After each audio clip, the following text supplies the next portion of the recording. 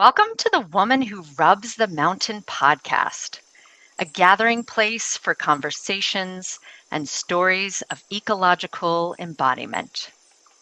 I'm your host and guide, Kendra Ward. So, tuning in today to our true inquiry, we're wondering what happens when we rub on the body of the earth.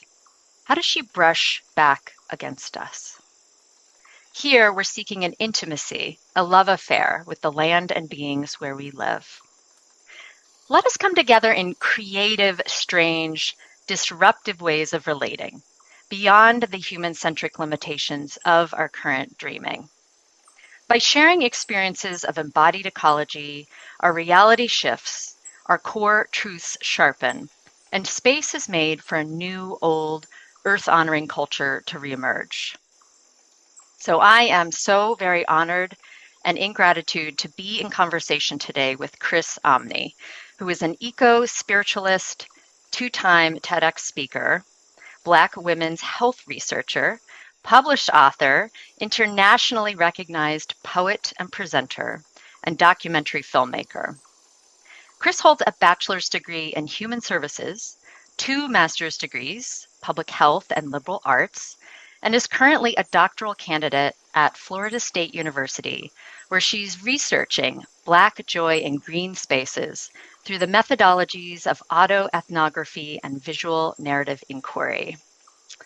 Chris values the unapologetic voice, her voice and agency to speak life, love, and light to all people, with a particular emphasis on Black people.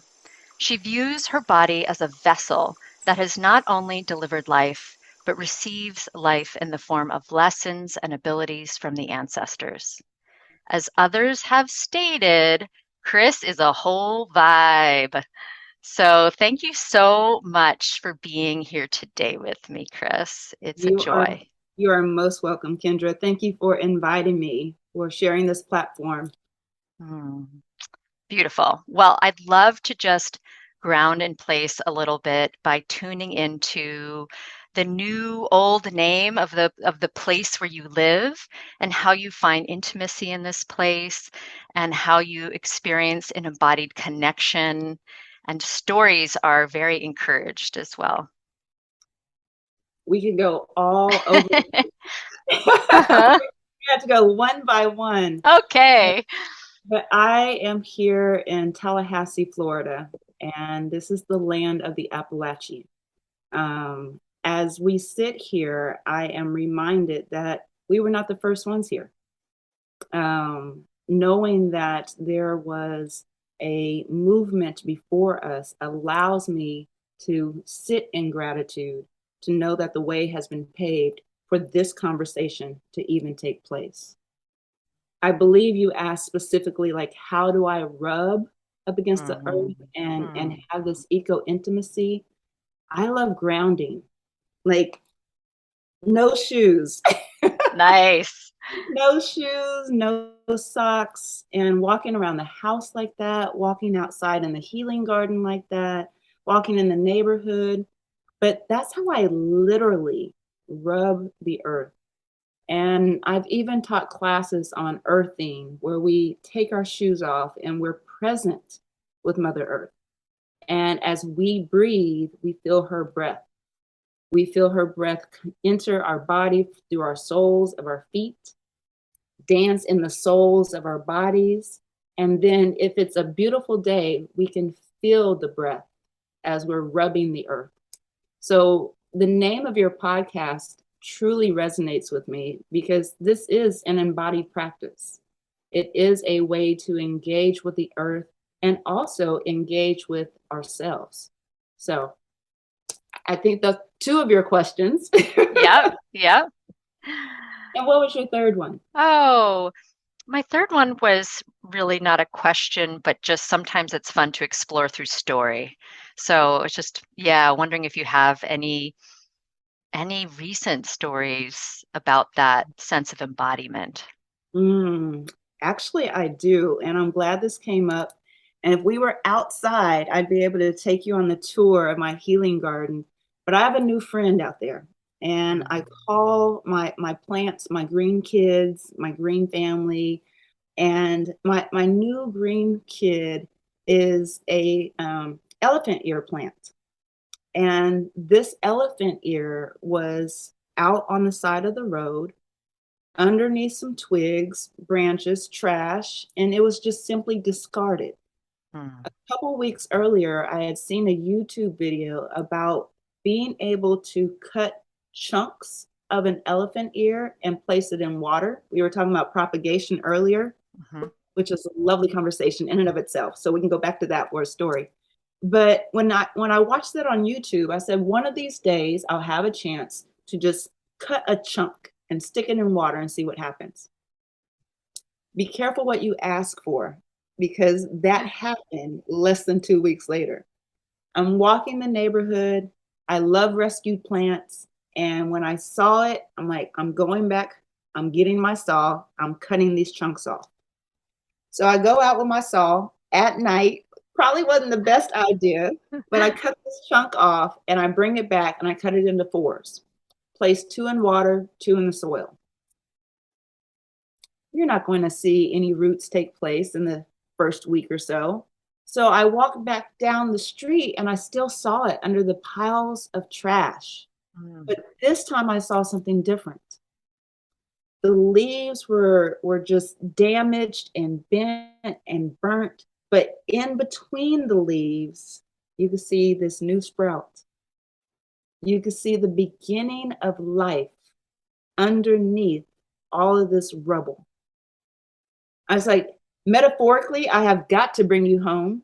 It doesn't matter if you survive or not, Mm. but the fact that you were not there when I was there the first time to get the chunks was Mhm. an invitation to bring you home. And I consider this a healing garden because about 90% of the plants out there are rescued, that I help to heal them as they help to heal me, which is yet another way of connecting and rubbing, Mm. by nurturing and being nurtured in the process. So I brought her home, put her in a beautiful red pot to be representative of the root chakra, and literally growing through this concept of newness and beginning. And even though it was discarded, there's still life. That one little something that was trying to grow has now produced 2 big elephant ears. And just this morning, I saw a small one starting to emerge and another one coming out the side. So it's my love affair right now. Going out to watch her grow and to learn the lessons that she has for me. Mm. So that's what I have. That's current. Beautiful. That is very, just to even get the update on the progress, is really exciting. I also, just like you go into Lowe's and you look at all the plants wilted and needing water and just like, you like adoption, refugees, bringing them home. It's this, it's that feeling of connection in a different way, especially with plants that, life discarded that way. Right. So, yeah, I really relate. Well, tonight's conversation is really centered around celebrating Black joy and belonging in green spaces. And I was hoping that you might speak to joy as in all of its forms, but particularly as a form of subversion and resistance. Mm. Just when I hear Black joy, just those 2 words together create a frequency that is just so vibrational, where this is what happens. Mhm. It's like that roller coaster ride of, yes, here we go. Mm. So in my TED talk, I gave a poetic theorization of Black joy. And since then, I've been doing additional research, peer reviewed music, other not necessarily peer-reviewed sources, but popular sources around Black joy and blogs and conferences. So everything that I'm learning still supports this public theorization. And it goes like this. Black joy is a statement. Black joy is a stride. Black joy is permission. Black joy is pride. Black joy is a form of resistance, and Black joy is a form of rest. Black joy is anything and everything you need it to be, because truly, Black joy is the best. So even within that poetic theorization, it speaks to what you were saying in terms of resistance. The first line is Black joy is a statement. I decided that my dissertation was going to be about joy. I was tired of the deficit narrative.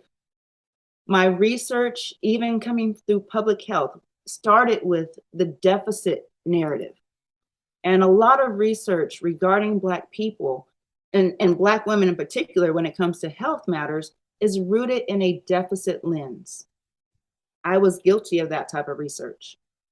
In 2016, my mama transitioned from a 26-year battle with cancer. And after she transitioned, I wanted to learn more about cancer. And then wanting to learn more about cancer, I learned about all these other disparities that disproportionately impact Black women. So with cancer, we are 42% more likely to die from cancer. We are 60% more likely to be diabetic. Over 80% of us are overweight and obese. You see how that deficit lens continues to be transferred through research, and it's just easy to spit out. But what society is not telling you is that 100% of those Black women have stories of true joy. You can still have joy and live with hypertension. You can still have joy and live with cancer. I witnessed it. I witnessed it, and I even recorded some of it because we captured a lot of those memories during her last 10 days of life. When the hospice bed arrived, Mama still had a smile on her face. Mama was still wanting to do Facebook videos. She loved the idea of being Facebook famous. She wanted to know what the comments were and what people were saying and thinking. And that brought her joy. Watching TV was bringing her joy. We did not have like this end of life sadness experience. We had a celebration of life.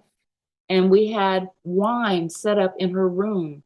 And we would record the interactions of people coming in to share their love, not say goodbye, to share their love and have wine.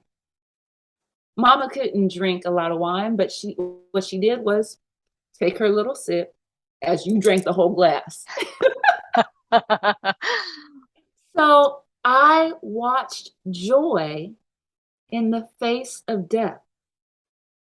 And even though I saw that, I was not in a position in 2016, like emotionally and spiritually, to turn my research focus into joy. It was not until we moved to Tallahassee in June of 2020, in the middle of the pandemic, what could we do? Go outside. And I felt that love and that renewal. When my mama transitioned, and I have a tattoo of a cardinal right here. When my mama transitioned, there was a cardinal outside of her window. So when I go outside and I'm communing with Mother Earth and I see the cardinal, who am I seeing? I'm seeing my mama.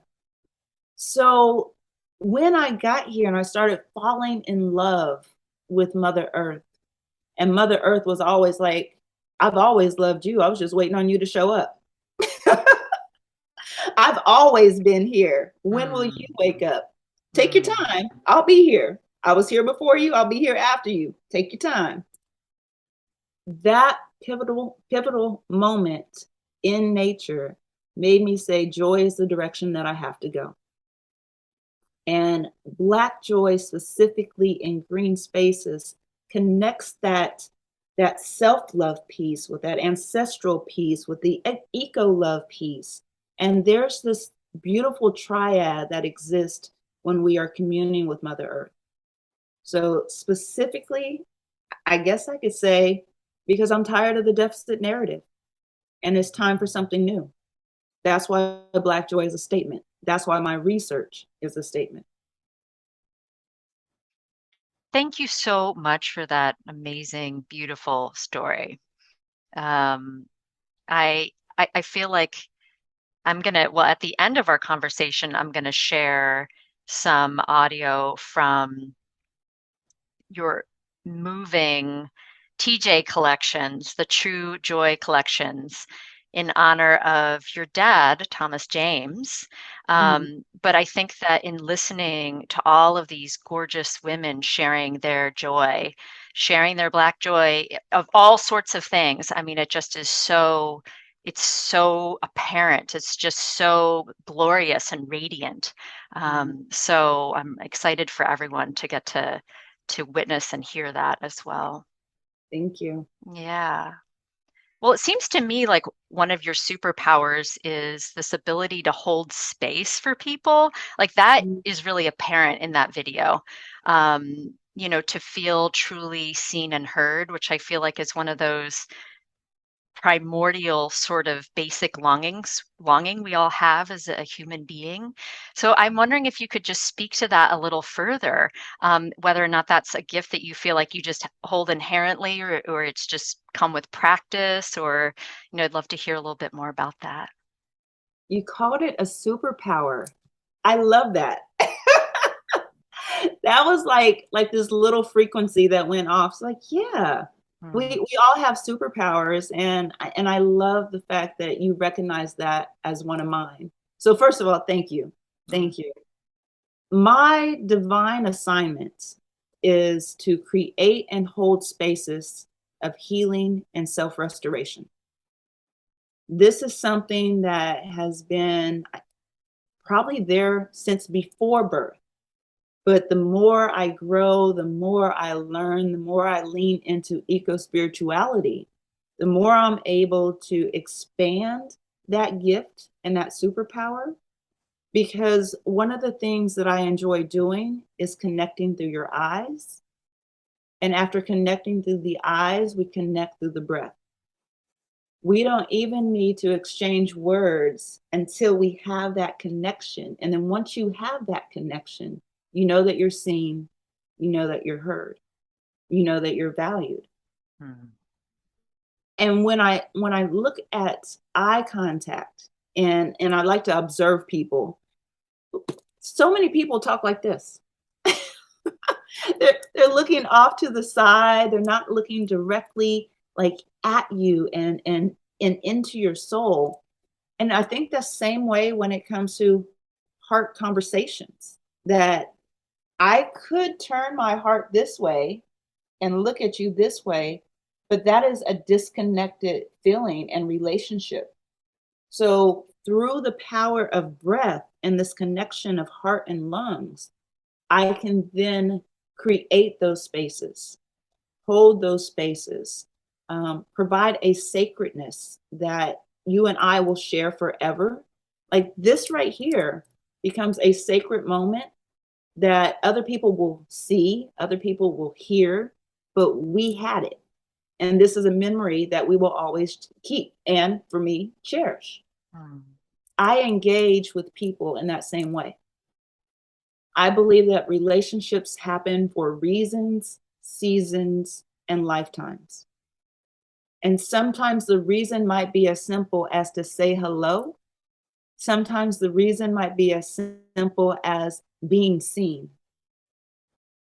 My daughter makes fun of me all the time because she's the same way. That we will go to a grocery store, or we will go out to a restaurant, and I will ask whoever's checking us out or providing our service, So how are you today? What brought you joy today? What's life like? Anything to make conversation, to let them know that their service is valued, but more importantly, that they are valued. So I feel like as a superpower that this had to have been downloaded is something that you get to grow into, but that seed was planted way before me, way before me. My dad holds space. My mom holds space. My grandparents held space. My ancestors held space. There has been so much holding of space throughout the generations that I am even here. So I am simply paying it forward for everybody that has done it, that allowed me to be in this moment to share with you. That is so beautiful. I love the feeling of it, tracing all the way back, tracing that joy and holding space, that gift that now your daughter shares with the world as well. Indeed. Yeah. Well, tuning back to the sense of Black joy in green spaces, and I wanted to also just tune into your walking art piece entitled Black Joy is a Stride, how Yeah. movement moves the message. Movement and Black joy, moving joy through the body. Like maybe we could tune into that for just a moment, moving this idea of moving joy through the body. Yes. And actually, I just want to join you for a little bit. Yes, as we were rocking back and forth. And Yep. when people go back and watch this, I want them to rock back and forth because I put that as the second line, that Black joy is a statement, which can be verbal or it can be nonverbal. So as a nonverbal statement, you could see the joy in the stride. I mean, just that dancing, that fluid nature. And it's not about catching a certain beat because offbeat is still on beat somewhere. But if you're moving and you're having this beautiful moment of peace and love, then that's what we aim for. But in particular, with Black joy is a stride. There's just something about watching beautiful, happy Black people walking and owning that joy. There's just something about watching it. When I was in the neighborhood, I was watching this man push his little baby girl in a carrier, and she was asleep. She was completely knocked out, but he had this little bop to his walk. I don't know if he was listening to music or not. He had this little bop. He had this little groove going with his daughter. So both of them, and that could have been what kept her asleep, that Mm. soft rocking. But there was a smile on his face. And in that exchange, no words, but the stride provided a statement about Black fatherhood. That stride provided a statement about love. That stride provided a statement about commitment. I don't know this man, but I got all of that by watching him for a few seconds walking down the street with his baby girl. The other thing that I appreciate about Black Joy as a Stride is because when I invite Black people into my art practices in green spaces, it's about slowing down. Artistically, I may have them walk at their regular pace, but when I record it, it's in a slow motion so that when I play it back, you see literally the strides. It's an invitation without words. Once again, going back to that statement, verbal and nonverbal. It's an invitation without words for us to slow down. Specifically for Black women to remove that metaphorical cape associated with being the strong Black woman. That narrative is tired. That narrative will strangle the life out of us. That narrative will keep us moving, but not a slow, deliberate, intentional, loving stride. And when I say loving, loving of self, loving of others, loving of community, loving of nature, you don't have time to pause when you're constantly trying to take care of everybody else. So I kind of look at my art practice as a stealth intervention. It is an invitation for you to come and support this art practice, but it's an invitation for you to slow down. I get choked up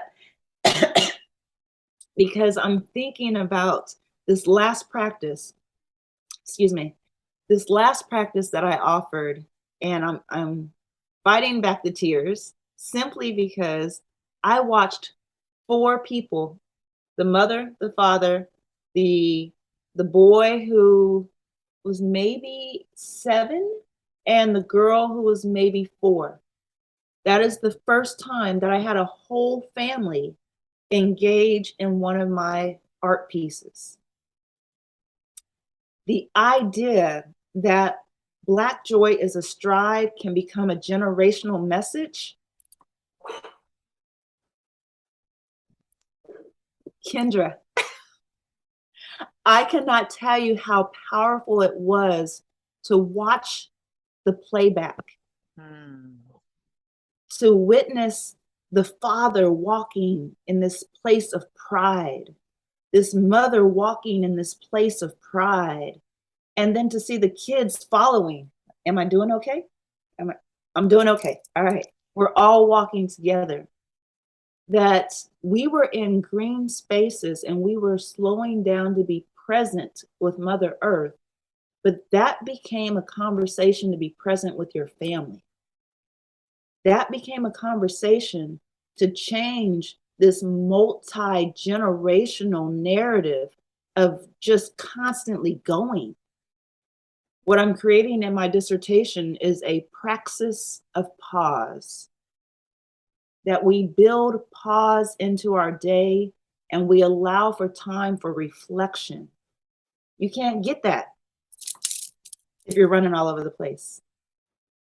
Black joy has to be a stride, a place to slow down, be present, and love.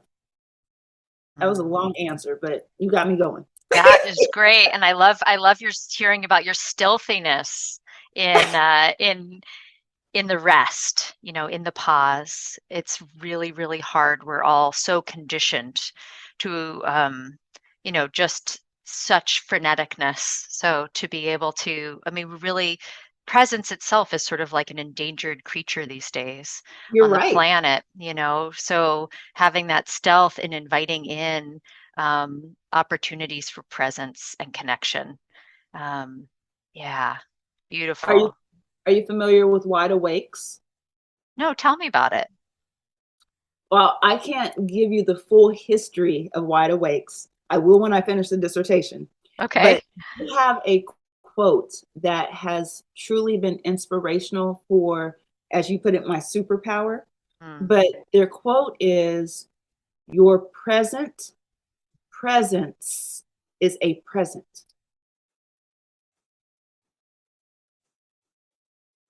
This Beautiful. right here, Yeah. your presence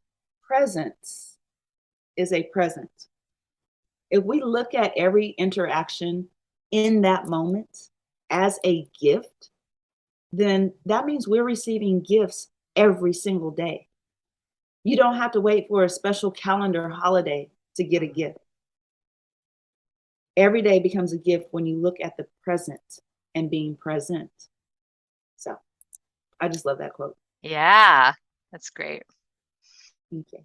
Well, I'm wondering if there are any simple practices or any ways in which you work kind of on a regular basis to sort of push back or tune into within your own psyche or culture's deeply indoctrinated belief in separation from the living world. I feel like in our language, in the ways that we think and interact, it's always from this place of separation. So I'm wondering, yeah, if there's any, it doesn't have to be anything really specific, but I'm wondering, how that's resting with you lately.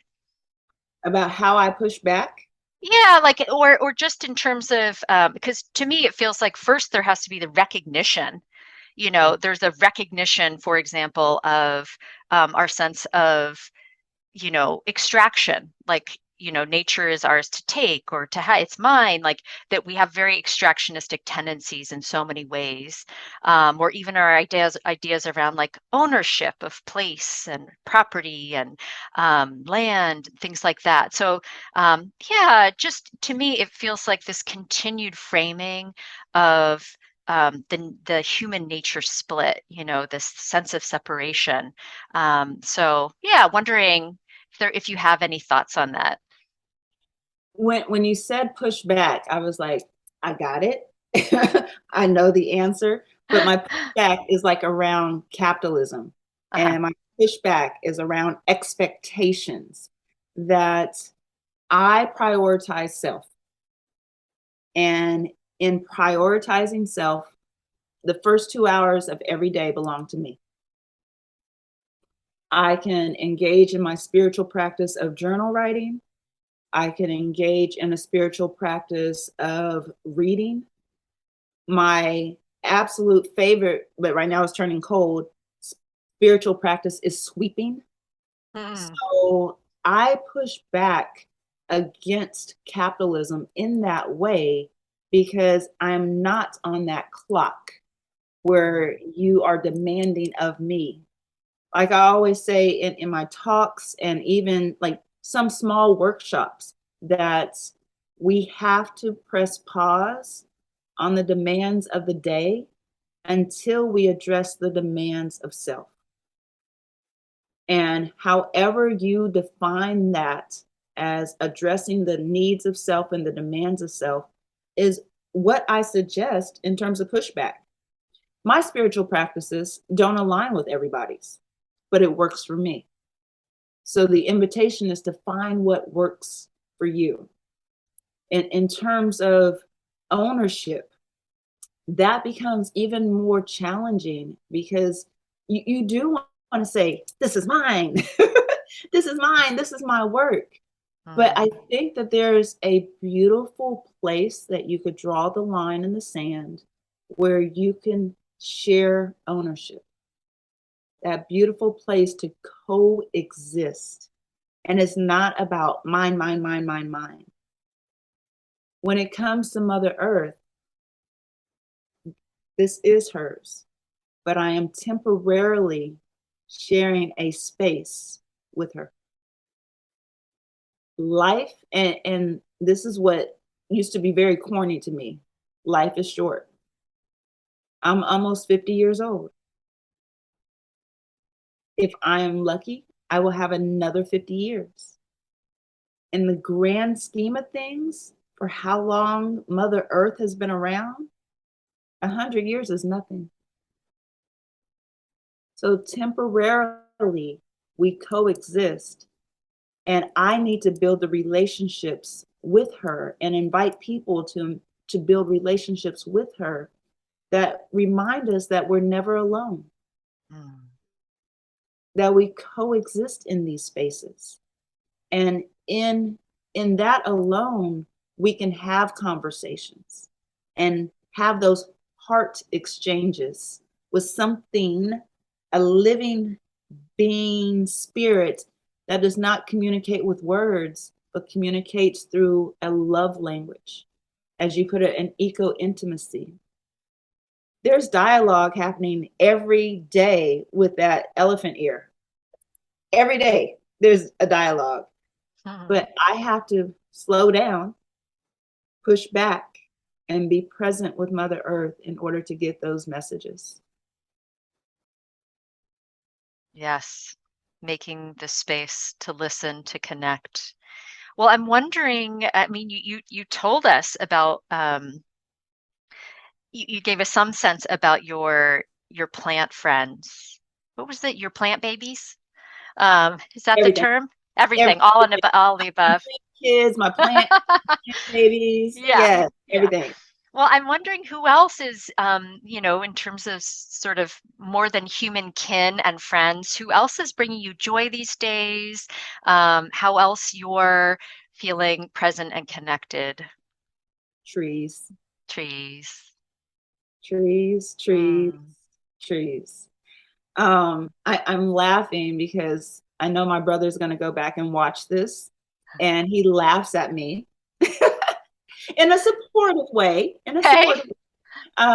because I love trees so much, Mm. and I love how what they represent. I love their presence. I love their height.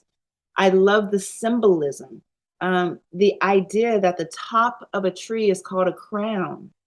When I refer to Black women, I refer to them as queens, Mm. and making sure that our crown sits on high. When I look at a tree, I look at the branches and how they extend and touch one another. And I can see our ancestors in that space reaching out, loving, and touching one another. When I look at those branches that sit even lower, because some are really high, like I love pines. I love pine trees. But some of the trees that have this really wide base and sit low, just on Friday, I saw one of these beauties and it looked like a hug. It looked like the branches were extending their arms to me. So when I go out, I feel trees. I receive the love and the energy of trees. I look up, and part of that is that invitation as well. See, observe, Yeah. be present. That that trees also not just provide life, but they hold life. I watch birds build nests in trees. We have cardinals flying everywhere and they rest on the branches. So I'm like, Mama, you getting some good rest in today. Your mama's home. Mama's home. Hmm. Yes, Mama's home. Yeah. And to think about the shade that the tree provides, it's a comfort. I remember reading a passage about Alice Walker and her mama just needing a moment to rest from the labor of the field. And it was the gentle breeze that nourished her and gave her enough energy to keep working. A tree did that for Alice Walker. A tree does that for me. I love trees. Oh, it's beautiful to witness what happens in you as you talk about trees. It's a thing, and I can relate. I Yeah, really yeah. can. I mean, it's crazy to think about this planet without our elder trees and all that they model to us, and the just this beautiful reciprocal relationship that we're in with them. And right now, there's a tremendous amount of leaves on the ground, and I just had the thought this morning of, what would happen if all those leaves, all that nutrition that goes back, is just, what if that didn't exist? Like it didn't, move through, it didn't release and then re-nourish the ground, and then it all, begins again. I mean, it's just amazing to pause and to be present with the cycle and where it is, and yeah, to our beautiful, beautiful tree elders and friends and Yes. queens and mothers and grandmothers. So, All that. mhm, And this was not in our discussion notes, but this just happened mm, that I am a part of a research group. And we recently received a grant for the Center for Anti-Racist Research. And I am bringing the arts-based research component to the study. And we're looking at anti-lynching laws mm, and changing policies, because there was a gentleman by the name of Claude Neal, who was the last, if not the last, it was one of the last spectacle lynchings in Florida. So not only am I coming in through art-based research and interviewing the descendants, I am also looking at healing the tree. Mm. I am so excited to Wow. be invited into this space where now we're about to engage in a whole different view of these lynching trees. Because yes, first and foremost, it should be the healing from the racial trauma and the injustice. But also somewhere down here, recognize the life, of course, but somewhere down here, realizing that that tree was not planted to serve the purpose of lynching. That tree is also holding the pain of Mm. what it was forced to do. That tree became weaponized, just as the perception of the Black male body has become weaponized. I do not put the two on the same plane, but I acknowledge that there is a conversation and an opportunity to go in and heal trees and start that conversation.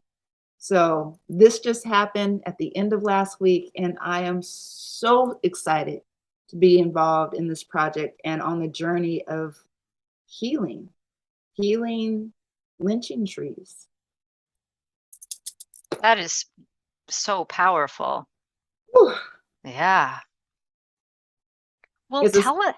Yeah, go It's like ahead. it's a sadness, but then Hmm. there's that Black joy in there as well, Hmm. which becomes another part of my discussion in my research, that it is possible to hold those two emotions in the same body, Right. that there is a lot of Black pain, but there's also Black joy in that same body.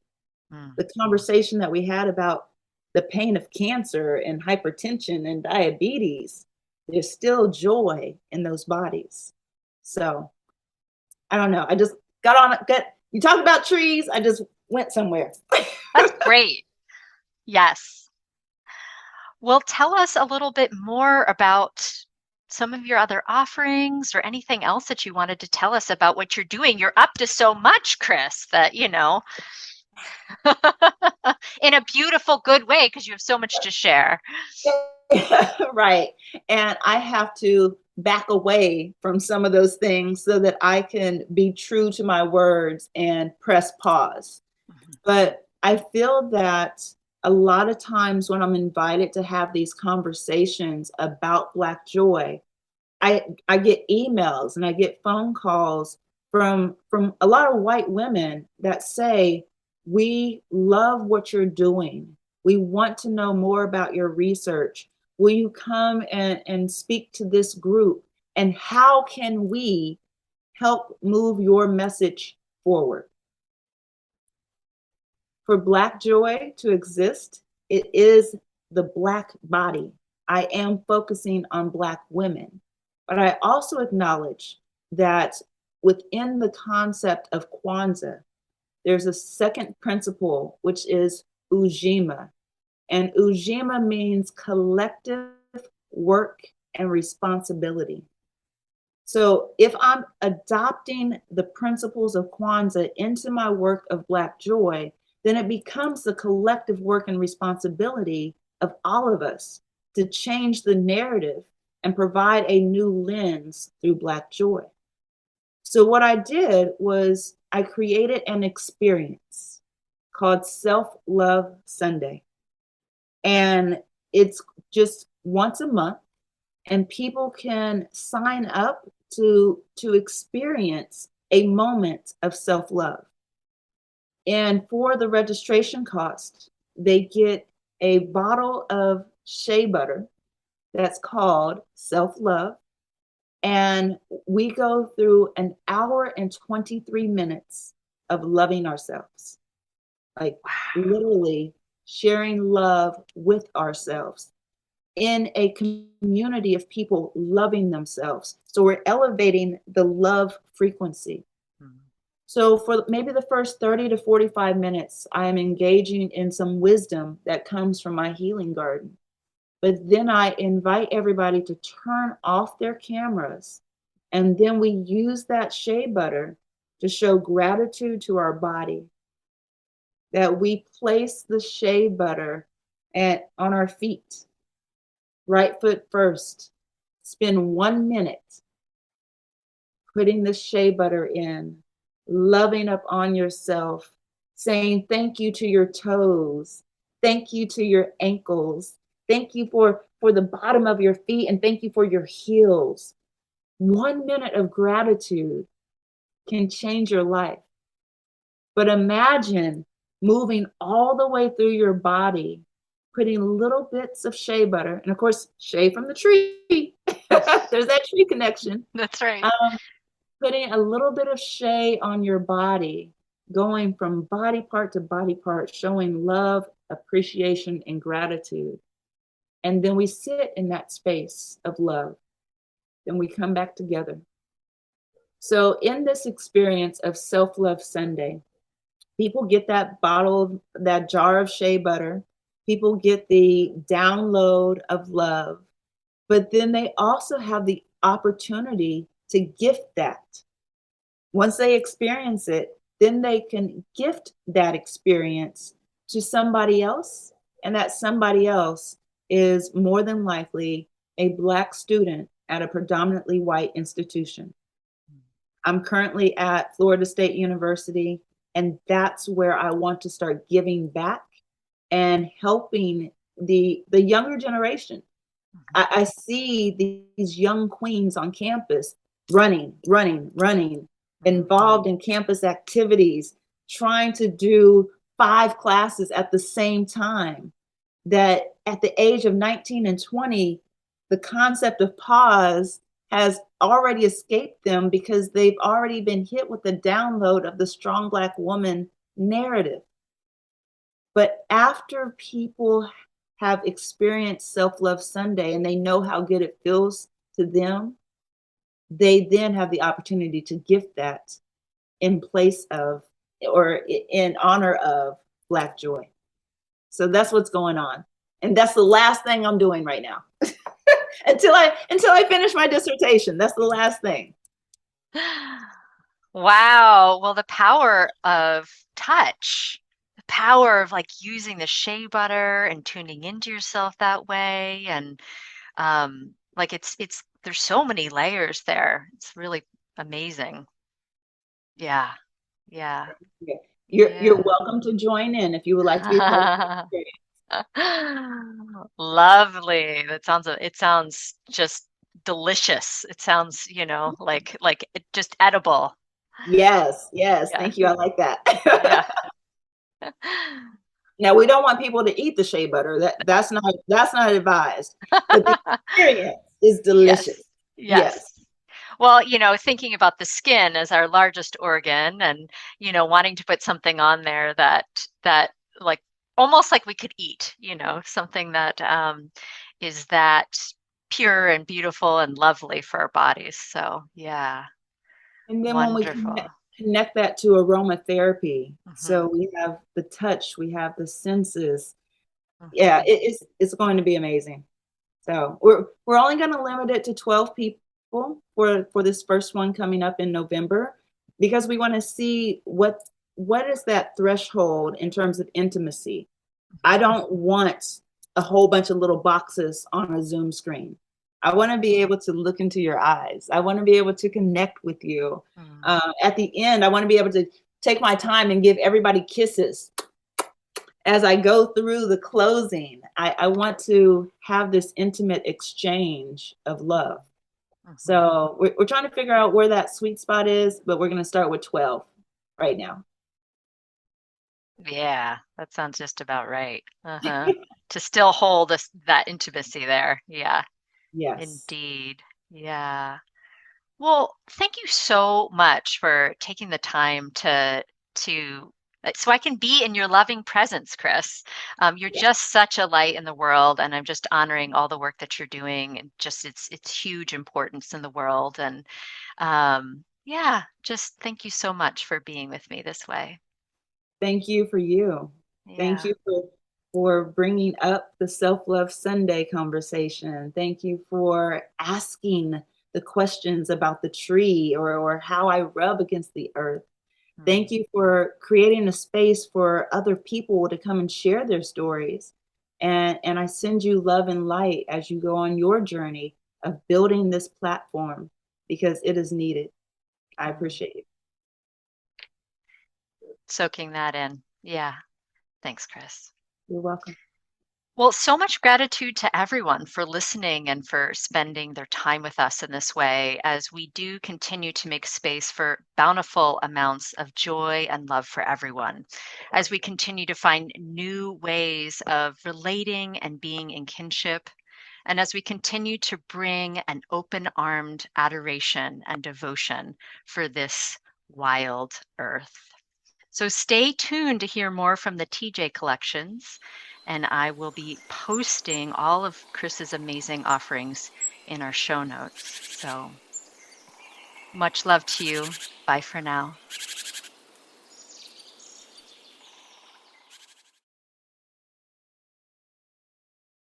Hey, y'all. It's your girl, Chris Omni, back once again. Y'all know me, known as the Health Hippie. I'm traveling the country collecting stories of true joy. This is called the TJ Collection Series for a reason, because of my dad. My dad is the original TJ, Thomas James. It's just as simple as asking two questions. One, what brings you true joy? True joy, man, family. Family. Being connected to people that I love. Knowing that I'm loved. And especially when I feel it from someone I don't even know. Uplifting myself, motivating myself, trying to get to another level in my life that I had not paid attention to before. Enjoying every moment, embracing all the memories with your children, talking to them about life and seeing how their day was and laughing and giggling, and I've done that, and it's such a joy. Kansas City is one of the heart and places of two-stepping. So actually coming together as a community and just doing the same movements or having a common movement within each other, not knowing each other from each other's walks of lives and connecting with music. Loving God, my children, my grandchildren.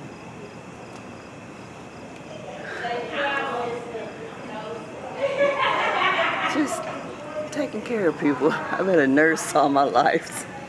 Nature brings me true joy, just peace and quiet and just communing with nature. Health. And being able to be a light to others. That's what brings me joy. Two, what was it like to have me ask you what brings you true joy? The first thing that came to my mind was my family. It touched something because, when you asked me, it just like lit something in me. I really appreciate that. You asking me that. I appreciate it. I'm used to it because every morning at work we do what we call a gratitude circle. It felt like someone really cares. You promote joy, you promote peace, and so it was something I expected. By thinking about it, it moved me. It made me take a moment to pause and just be realistic with myself. Everyone can say children or whatever, or things that they deal with every day, but actually digging deep to figure out what makes you happy is important. I'm in Kansas City, Missouri, and even though I wasn't born in Kansas City, Missouri, I was born in Topeka, Kansas, it feels good to be back in the Midwest. It feels good to be home. But I want to talk about my answer because I've been asking everybody else, what brings you true joy? There are several different answers, and I only have a minute or two, but the inspiration for this movement, this new passion, is the T and the J. Thomas James, my dad. I haven't always had a close relationship with my dad. It really started developing when my daughter was born, and that was 26 years ago. but the depth of our relationship has really occurred within the last 10 years. And now I'm 46 years old and I feel like a daddy's girl. And so it's never too late. So when I think about my dad, and I also think about COVID, I watched my dad almost transition because of COVID. That was that moment for me. I was like, I have to do more. I want to do more. I felt like my hands were tied, but this is my answer of doing more. What was it like to have the question posed to me? It was confirmation. It really was confirmation that the life choice that I'm about to make, people don't know it yet, but I'm about to make a very big life choice by the end of this year, that I'm making the right choice. And listening to other people's answers confirms that. So what was it like to have me ask me what brings me joy? It was confirmation. It was divine confirmation. That's it. Traveling the country collecting stories of true joy in honor of Thomas James. This is officially going to launch on Tuesday, October the 5th. It's going to be TJ Tuesdays. It's my dad's birthday, his 75th birthday. And Dad, when you see this movement is in honor of you. Thank you for bringing me true joy. I love you.